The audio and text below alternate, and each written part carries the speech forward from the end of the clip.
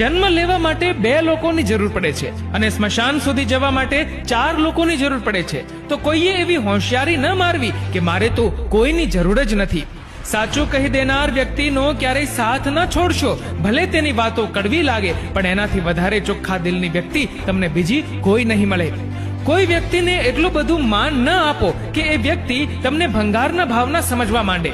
સંસ્કાર બતાવી દે છે પરિવાર કેવો છે, વાતચીત બતાવી દે છે માણસ કેવો છે, દલીલ બતાવી દે છે જ્ઞાન કેવું છે, નજર બતાવી દે છે ચરિત્ર કેવું છે, ઠોકર બતાવી દે છે ધ્યાન કેવું છે, સ્પર્શ બતાવી દે છે નિયત કેવી છે, વિનય બતાવી દે છે શિક્ષણ કેવું છે, સમસ્યા બતાવી દે છે જુસ્સો કેવો છે, વાણી બતાવી દે છે સ્વભાવ કેવો છે, અને મૃત્યુ બતાવી દે છે જિંદગી કેવી છે.